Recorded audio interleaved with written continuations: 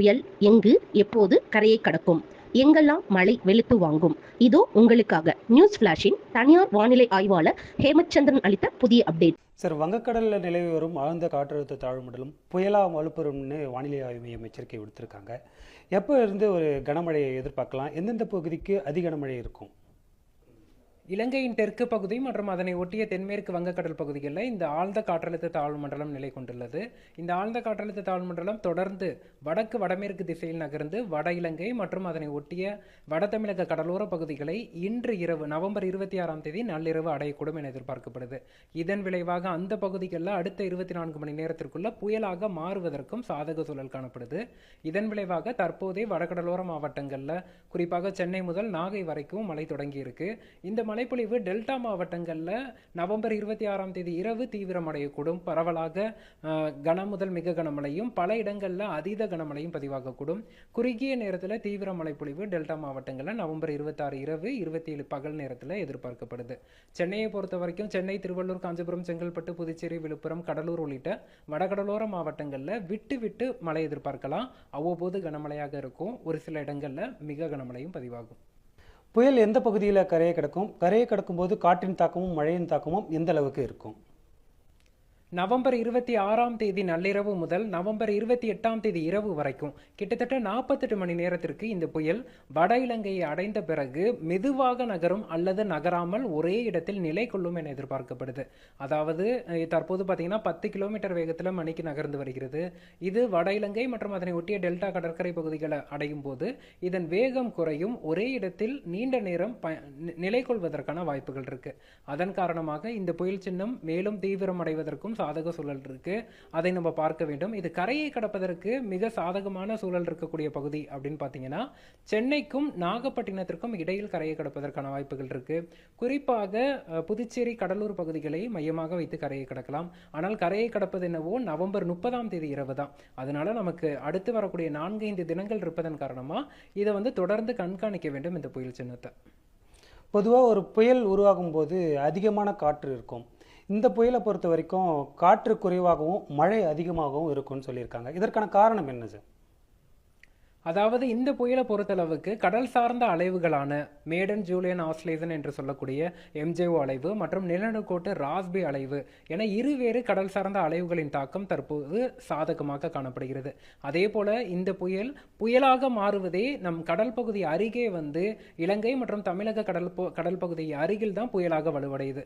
இது போல நிலப்பரப்புக்கு அருகில் உருவாகக்கூடிய புயலும் இந்த கடல் சார்ந்த அலைவுகள் மிக சாதகமாக இருக்கக்கூடிய புயல்களும் காற்று பாதிப்பை ஏற்படுத்தியதில்லை. இந்த புயலும் நமக்கு காற்று பாதிப்பை ஏற்படுத்தாது.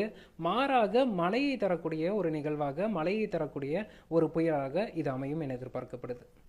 இந்த இலங்கைக்கு தெற்கே குறைந்த காற்றழுத்த தாழ்வு பகுதி உருவாகினாலும் அங்கிருந்து வலுவடைந்து அது தொடர்ச்சியாக இலங்கை நிலப்பரப்பு பகுதியை போகாம தமிழக நிலப்பரப்பை நோக்கி வருவதற்கான காரணம் என்ன சார்? தொடர்ச்சியாக நிலப்பரப்பை நோக்கியே இது கடந்து வருவதற்கான காரணம் என்ன சார்? இலங்கையை பொறுத்த வரைக்கும் ஒரு தீவு, 4 பக்கமும் கடல் சூழ்ந்த ஒரு தீவுகளாக இருக்கு. அந்த தீவுல பாத்தீங்கன்னா மலைப்பகுதிகள் அதிகமாக இருக்கு. இயல்பாகவே இந்த புயல் சின்னங்கள், புயல்கள் மலைப்பகுதிகளை அருகே செல்வதை தவிர்த்து கொள்ளும். அதன் அடிப்படையில் இது இலங்கையை ஒட்டி நேராக வடக்கு திசையில் பயணித்து வட இலங்கை அதன் பிறகு தமிழக கடற்கரை நோக்கி நகர்கிறது. அதற்கு முக்கிய காரணம் இலங்கை ஒரு தீவு பகுதியாக இருந்தாலும் கூட மலைப்பகுதிகள் இருப்பதன் காரணமா புயல் சின்ன அங்கு செல்வதை தவிர்க்கிறது. டெல்டாவில் இன்று மாலை முதல் அதிக கனமழைக்கான வாய்ப்புன்னு சொல்லியிருக்கீங்க. இந்த மழை எப்போ குறையும்? மற்றும் சென்னையில் எப்பொழுது மழை தொடங்கும்? என்னைக்கு இந்த மழைக்கான நிகழ்வு முழுமையாக முடிவடையும்? டெல்டா மாவட்டங்களை பொறுத்த வரைக்கும் இந்த சலனத்தின் வடகிழக்கு காற்று குவிதல் டெல்டா மாவட்டங்கள் மீது விழுது. இதன் காரணமாக இன்றும் நாளையும் நவம்பர் 26, 27 ஆகிய 2 நாட்கள் தீவிர மழைப்பொழிவு எதிர்பார்க்கப்படுது. அதன் பிறகு 28ஆம் தேதி, 29 ஆகிய தேதிகளில் மிக கனமழை வாய்ப்பு தொடரும். பொதுவாக சொல்லணும்னா இந்த சலனம் டெல்டா மாவட்டங்களை விட்டு அகன்று செல்லும் வரைக்கும், அதாவது டெல்டா மாவட்டங்களுக்கு வடக்கு பகுதி நோக்கி நகரும் வரைக்குமே டெல்டா மாவட்டங்களில் கனமழை அப்படிங்கிறது தொடரும். சென்னையை பொறுத்த வரைக்கும் சென்னையில் தற்போதே மழை தொடங்கியிருக்கு. நவம்பர் 26, 27 ஆகிய 2 நாட்கள் பரவலாக விட்டு விட்டு கனமழை எதிர்பார்க்கப்படுது. ஓரிரு இடங்களில் மிக கனமழை பதிவாகும். பிறகு 28ஆம் தேதி மழையின் தாக்கம் சற்று குறைந்திருந்தாலும் 29, 30 ஆகிய தேதிகளில் மழையின் தாக்கம் மீண்டும் தீவிரமடைவதற்கான சாதக சூழல் இருக்கு. ஏன்னா இந்த சலனம் நிலப்பரப்பை நோக்கி நகரும் போது மழை தீவிரமடைவதற்கான வாய்ப்புகள் நவம்பர் 29, 30 தேதிகளில் இருக்கு. தற்பொழுது இந்த ஆழ்ந்த காற்றழுத்த தாழ்வு மண்டலம் நாகப்பட்டினத்திற்கு தெற்கே தென்கிழக்கே ஒரு 500 கிலோமீட்டர் தூரத்தில் இருக்குன்னு சொல்லியிருக்கீங்க. 30ஆம் தேதி கரையை கடக்கும்னு சொல்லியிருக்கீங்க. புயலா வலுவடைந்து கரையை கடப்பதற்கு இவ்வளவு காலதாமதம் ஆவதற்கான காரணம் என்ன?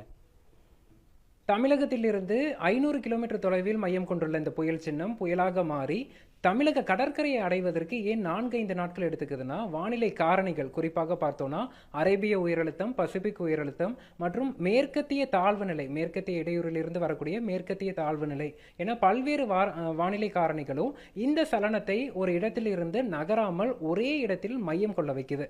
இந்த வானிலை காரணிகள்லாம் சற்று விலகிய பிறகு நவம்பர் 29ஆம் தேதி படிப்படியாக கடற்கரையிலிருந்து நிலப்பரப்பை நோக்கி நகரத் தொடங்கும் என எதிர்பார்க்கப்படுது. அவ்வாறு பார்க்கும்போது இது கரையை கடப்பதற்கு தாமதமாவதும் நாட்கள் எடுத்துக்கொள்ளும் என எதிர்பார்க்கப்படுது. நியூஸ் ஃபிளாஷுடன் இணைய சப்ஸ்கிரைப் அண்ட் பெல் ஐக்கானை ப்ரெஸ் பண்ணிடுங்க. டிஸ்கிரிப்ஷனில் உள்ள லிங்கை பயன்படுத்தி ஃபேஸ்புக் மற்றும் இன்ஸ்டாகிராமில் நியூஸ் ஃபிளாஷுடன் இணைந்திருங்கள். நன்றி.